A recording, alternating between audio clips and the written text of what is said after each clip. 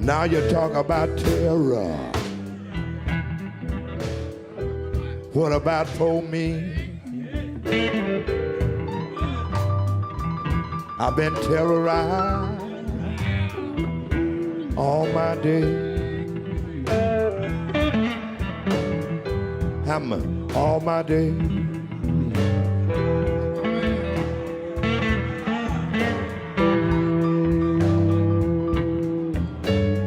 Welcome to the Chris Hedges Report. W.E.B. Du Bois was the first black to earn a doctorate from Harvard University, one of the founders of the National Association for the Advancement of Colored People, or NAACP, and the Niagara Movement, and one of the seminal scholars of American history, author of works such as The Souls of Black Folk, The Philadelphia Negro, his ethnographic survey of black life that established the field of urban sociology, and Black Reconstruction in America, a work that radically altered our understanding of the social and political struggles for democracy by Black Americans in the post-bellum South, and which many consider one of the finest works of American history ever produced. He was as fearless as he was brilliant. He denounced accommodationists such as Booker T. Washington, thundered against Jim and Jane Crow and the reign of terror in the South, with its segregation, race laws, and lynch mobs, along with the evils of imperialism and colonialism and the inherent cruelty and injustices of capitalism. A supporter of the Russian Revolution and a socialist, he would be swept up in the anti-communist witch hunts of the 1950s, becoming an outlaw in his own country, hauled into court at the age of 83 and barely escaping imprisonment. He left the United States in 1960 for Ghana, to die in exile. Du Bois, like all great intellectuals, gave us the vocabulary to explain ourselves to ourselves. He rivaled, or was rivaled perhaps only at the time, by John Dewey. Although Dewey lacked Du Bois's understanding of the mechanics of empire and the dark machinations of white supremacy. We will today examine some of Du Bois's fundamental ideas with his biographer, Professor Gerald Horne, the Moores Professor of History and African American Studies at the University of Houston. So, Gerald, Du Bois writes that blacks in America are gifted with what he calls a second sight, or a double consciousness. And I wondered if you could explain that and perhaps even explain his very controversial concept of the talented tenth. With regard to the former point, he's referring to the fact that Black Americans have roots in Africa, and as many anthropologists subsequently have tended to suggest, when our ancestors were handcuffed, manacled, and dragged across the Atlantic, they did not necessarily leave behind all of their culture. You see this obviously with regard to music and dance. Linguists have suggested that you see it reflected in the kind of English that Black Americans, at least many of them, tend to speak. And so one of the sites that Du Bois is referring to is this knowledge of Africa, this African ancestral and cultural background. And of course, the other side is insight into the United States, insight into settler colonialism, insight into white supremacy, all of which were necessary in order to survive, if not maintain one's sanity. Likewise, with regard to the talented tenth, it was a flexible concept. When initially devised, it seemed to refer to Du Bois's overemphasis on education and the university and college experience as helping to develop a cadre of individuals who would lead the Africans in North America out of the wilderness that is North America. But as time passed, and this was indicative of Du Bois's thinking, that particular concept tended to evolve to the point where, towards the end of its life, it tended to resemble a kind of vanguard the kind of vanguard that you see proclaimed by the Black Panther Party when it comes to an existence in Oakland in 1966, or vanguard parties, which you see all across the planet Earth. So that particular evolution of that thought is also indicative of the evolution of one W.E.B. Du Bois, who, as you correctly suggested, had a socialist ethos based in no small measure on the fact that as early as the 1890s, and recall he was born in 1868, he had matriculated at the University of Berlin in Germany, with Germany having perhaps the most advanced socialist movement of that era. And as early as 1912, this, of course, after having returned to the United States and founded the NAACP, he had become a member of the Socialist Party. And that was not unusual with regard to founders of the NAACP, particularly the non-Black founders, such as the feminist leader Mary White Ovington. And it's sad and unfortunate that that kind of association with the NAACP, with socialism, in a sense, has fallen victim to the ravages of the Cold War and the ravages of the post-1945 Red Scare. Wasn't in the end, he was kind of pushed out by the NAACP, wasn't he? That is correct. He was pushed out twice, in fact. The first time in 1934, although you may be able to say that instead of being pushed, he leaped. That is to say, there was an ideological conflict with the leadership of the NAACP circa 1934, and that led to his first departure. But then the departure, no doubt, that you were referring to takes place in 1948, when you have this pivotal presidential election involving the Democratic incumbent, Harry S. Truman, the former vice president under the late Franklin Delano Roosevelt, who had passed away in April 1945. Mr. Truman was pitted not only against the Republican New York leader, speaking of Thomas Dewey, but also pitted against another former vice president of Franklin Delano Roosevelt, referring to Iowa's Henry A. Wallace, also a former Secretary of Agriculture. Henry A. Wallace ran on a third-party ticket, one of the most serious third-party tickets ever devised for presidential politics in this country, speaking of the Progressive Party. And what was striking about the Progressive Party, which helped it to attract the attention and the support of W.E.B. Du Bois, Paul Robeson, Shirley Graham Du Bois, and many other figures on the left, was that it ran a very strident anti-Jim Crow campaign, refusing to speak before Jim Crow audiences, which was the trend amongst the two major parties, which generally capitulated to Jim Crow. However, in 1948, Du Bois was doing a second tour of duty with the NAACP. He had returned to this organization a few years earlier during the glow of the anti-fascist war, when the right wing in the United States was on the back foot, since they resembled all too clearly the foe that was being battled in Nazi Berlin. And so Du Bois was invited back to become a kind of a Secretary of Foreign Relations for the NAACP, to help to craft an anti-colonial campaign that would eventuate in the independence of many African and Caribbean nations in succeeding decades. However, by 1948, with his support for the Progressive Party and with the NAACP leadership led by the moderates, speaking of Roy Wilkins and Walter White, who had made a deal with the Democratic Party, where in return for anti-Jim Crow concessions, they would toss overboard those to their left. And the tossing overboard of Du Bois in 1948, as this presidential campaign was getting underway, was a turning point in the history of the left. It was a turning point in the history of Black America, and it was a turning point in the history of the United States and the world.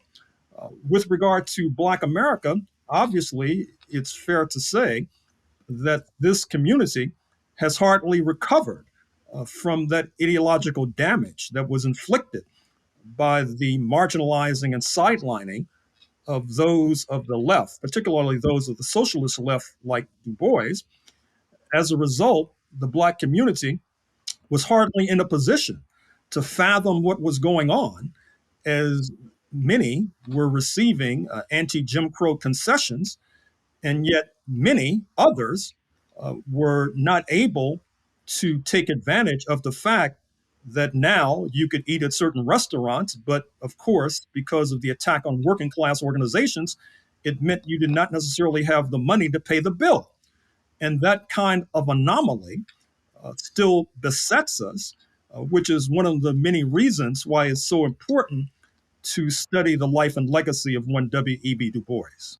I just want to go back to that double consciousness because I'd always read it as essentially the necessity by oppressed peoples of being bicultural in order to survive. White Southerners would often tell Northerners that they understood Black people because they lived among them, when in fact they had no understanding of Black culture, Black society, or what Black people thought, because, of course, they were completely dominant. Whereas Black people, with one false step, even, of course, after slavery, it could mean their death. And so they had to understand white society in its most intimate detail in order to exist within that system of oppression. Would that be a fair reading of Du Bois?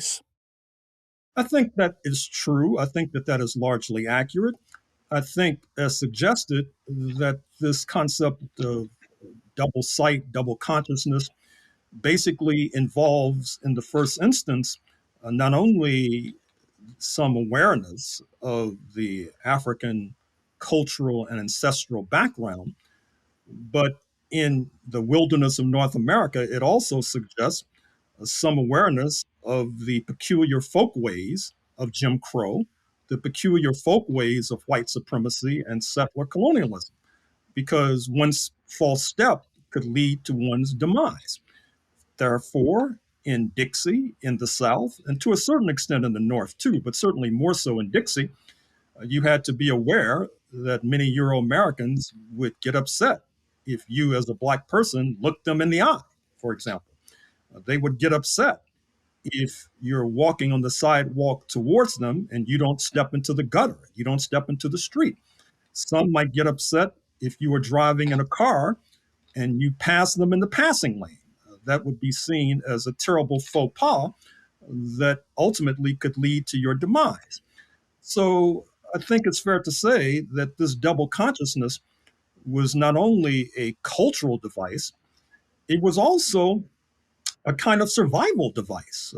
It was necessary in order to avoid being subjected to murder or manslaughter. Du Bois excoriated Booker T. Washington for his acceptance of segregation, for the emphasis on vocational training for Blacks at the expense of the humanities and the world of ideas.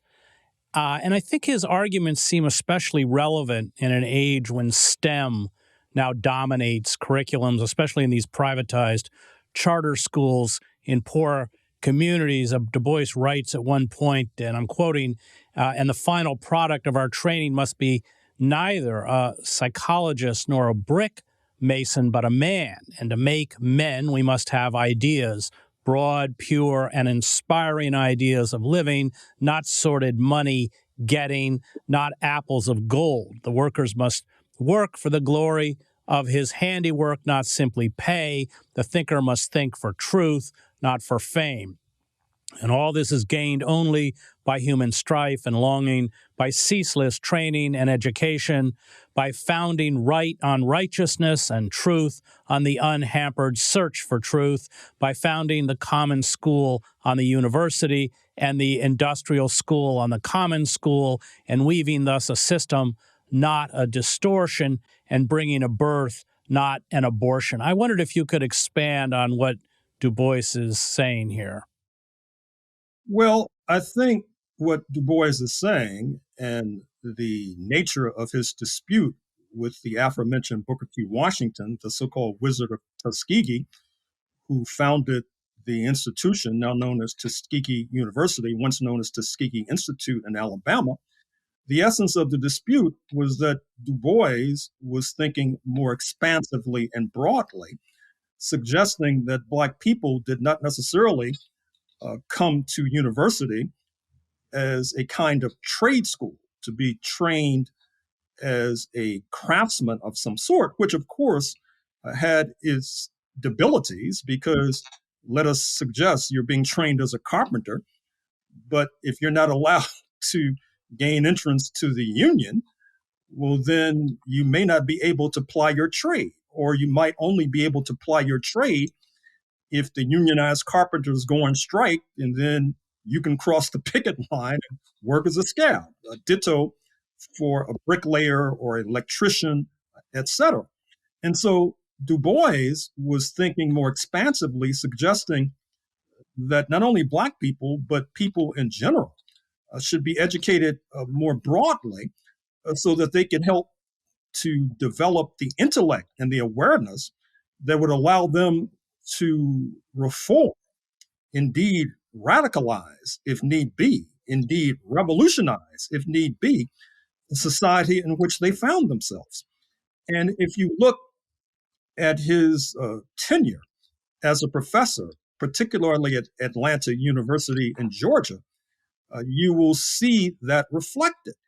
If you look at the journal that he founded at Atlanta University, speaking of Phylon, Phylon, you will see that particular ethos reflected. And I think it's fair to say that to a degree, history has absolved Du Bois, because I'm afraid to say that Booker T. Washington, who's received a kind of revival in recent years, which I think is a reflection of the conservatism in which the United States now finds itself, that Booker T. Washington was basically suggesting, as noted, training people for occupations and jobs that and fields that they would have difficulty entering. And so he was basically elbowing Black people towards a cul-de-sac, in a sense. And in the long run, it seems to me, at least, that training thinkers, training people broadly and expansively, training people to be aware of languages other than English, for example, that is the surest route to develop intellectually and also to develop as a citizen worthy of that title. I want to read another Du Bois quote to you. He writes, "What in the name of reason does this nation expect of a people poorly trained and hard-pressed in severe economic competition without political rights and with ludicrously inadequate common school facilities? What can it expect but crime and listlessness, offset here and there by the dogged struggles of the fortunate and more determined, who are themselves buoyed by the hope that in due time the country will come to its senses?" I think this observation by Du Bois, for me, is especially apt in the age of neoliberalism, austerity, militarized police, mass incarceration, where, of course, we're all supposed to go out and be entrepreneurs because there aren't any jobs. What's he saying about economic racism, about crime, about the carceral state, and about law? What he's fundamentally saying, and this is the title of an essay that I'm publishing shortly, is that to a certain degree, Black Americans have been accidental citizens. That is to say, that for the longest, particularly after the founding of the United States, elite Euro-American opinion had the idea that Black Americans should be expelled from this continent. That is the origins of the founding of the West African state known as Liberia, approximately 200 years ago. And even during the US Civil War, Even after the Emancipation Proclamation of January 1st, 1863, you found that the Lincoln White House was still negotiating to expel Black people who were then in the process of saving the Republic from being overthrown by slaveholders. He was dickering with Brazil. He was dickering with his counterparts in what is now the Dominican Republic. Over the years, he had dickered with Central America, with Ecuador, etc. And one of the reasons why people like myself, of course, being the descendant of enslaved Africans in North America, one of the reasons why a person like myself is still here and not in Brazil or Liberia or Hispaniola is because none of those countries would take us. They said, thank you very much. We have enough Black people. We don't need any more. And so the United States was stuck with us. I guess you could say, to the United States' credit, the authorities just didn't put us on the ship and set us afloat to nowhere. They decided that the better part of wisdom was to retain our presence and then to exploit us for cheap labor, to discipline us and keep us in line through dint of terror inflicted by senseless mobs, inflicted on an organizational basis by the White Camellias and the Ku Klux Klan and other organizations. And so in that quote that you cited from Du Bois, he's referring to the fact that after treating Black people so atrociously, you have certain elite forces in North America and those who tail after them who then wonder wondrously how and why it is that these Black people are living in hovels, how and why it is that so many of them were oftentimes on the brink of starvation, how and why it is so many of them wound up incarcerated, not only in the 19th century, but in the 21st century as well. And I think that reflects the fact that some of the questions and points that Du Bois was raising decades ago are still of relevance and will continue to be of relevance, I'm afraid to say, until progressive forces, including Black progressive forces, are able and willing to grasp the nettle and turn this society on its ear and push it willingly or unwillingly towards a better future and a better tomorrow. I want to look at his book, Black Reconstruction in America, which imploded the popular conception of Reconstruction after the Civil War as being a time when briefly empowered Blacks lacked the knowledge, leadership skills, moral fortitude to be responsible citizens and politicians. His understanding, again, seems prescient as we see the banning of books in libraries and schools that address issues of race and colonialism, an effort, once again, to throw a veil over the past. I'm going to quote Du Bois again. War, and especially civil strife, leave terrible wounds. It is the duty of humanity to heal them. It was therefore soon conceived as neither wise nor patriotic to speak of all the causes of strife and the terrible results to which national differences in the United States had led. And so, first of all, we minimize the slavery controversy, which convulsed the nation from the Missouri Compromise down to the Civil War. On top of that, we passed by Reconstruction with a phase of regret or disgust. But are these reasons of courtesy and philanthropy sufficient for denying truth? If history is going to be scientific, if the record of human action is going to be set down with the accuracy and faithfulness of detail, which will allow its use as a measuring rod and guidepost for the future of nations, there must be set some standards of ethics in research and interpretation. If, on the one hand, we are going to use history for our pleasure and amusement, for inflating our national ego and giving us a false but pleasurable sense of accomplishment, then we must give up the idea of history as a science or as an art, using the results of science, and admit frankly that we are using a version of historic fact in order to influence and educate the new generation along the way we wish. It is propaganda like this that has led men in the past to insist that history is lies agreed upon and to point out the danger in such misinformation. It is indeed extremely doubtful if any permanent belief comes to the world through such action. Nations reel and stagger on their way. They make hideous mistakes. They commit frightful wrongs. They do great and beautiful things. And shall we not best guide humanity by telling the truth about all this, so far as the truth is ascertainable? I think that's such a brilliant insight, and I wondered if you could speak about that. Well, it's obviously relevant to today, such as these other quotes that you have cited.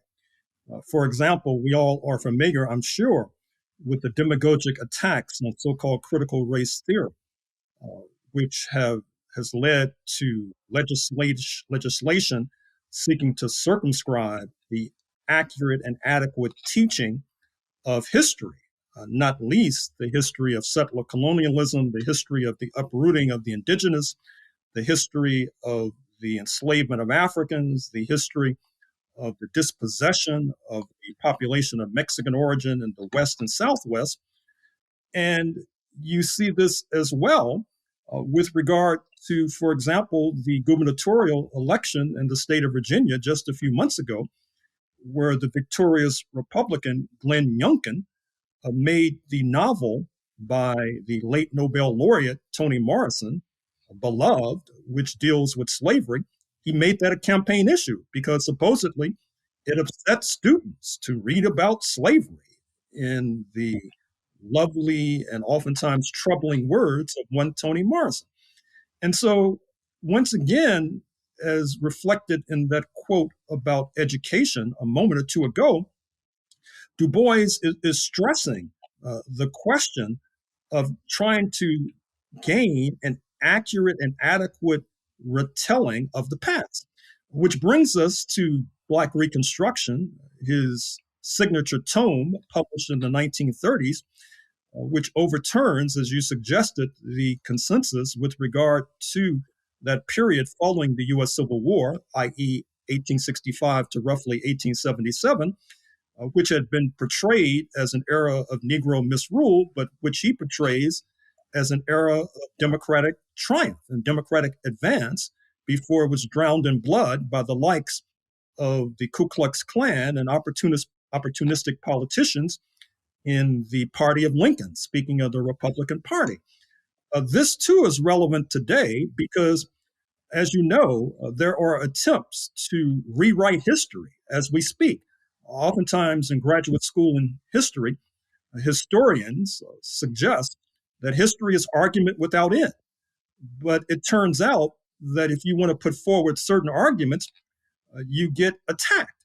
So therefore, you see, particularly in Black and Indigenous communities, you see an attempt to rewrite the history so that we can gain a better understanding of what's going on today. You see this in the work of the Indigenous historian Roxanne Dunbar Ortiz. You see this in the film of Raoul Peck, Exterminate All the Brutes, a sweeping investigation, castigation of settler colonialism.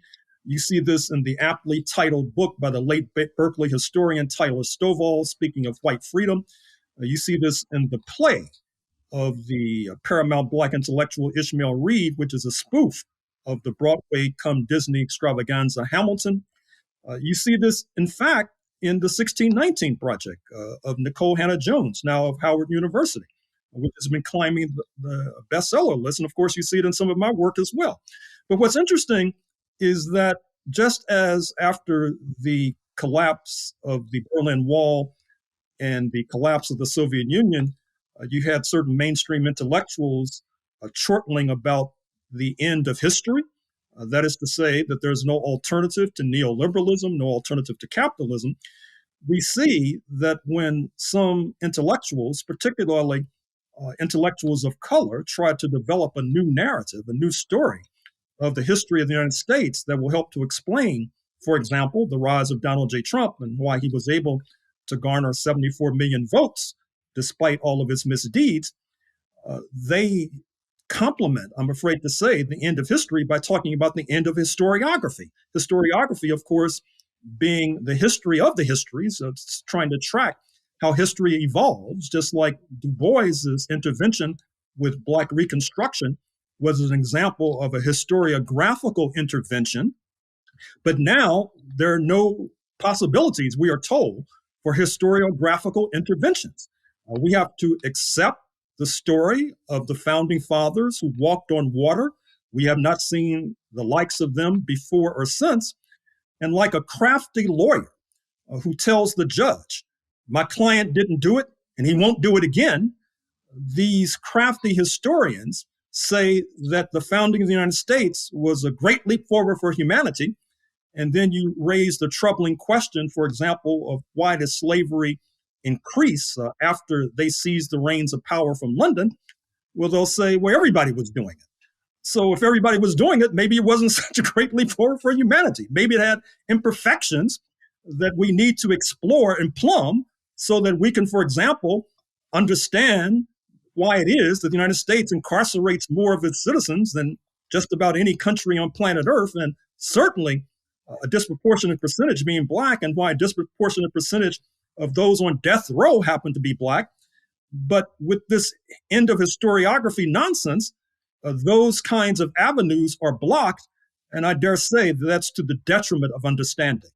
I just want to throw in that Du Bois's work on Reconstruction also exposed the bankruptcy of the traditional white historians who were perched in the leading universities around the country, which is probably one of the reasons why they couldn't stand him. That was Professor Gerald Horne on W.E.B. Du Bois. I want to thank the Real News Network and its production team, Cameron Granadino, Adam Coley, Dwayne Gladden, and Kayla Rivera. You can find me at chrishedges.substack.com.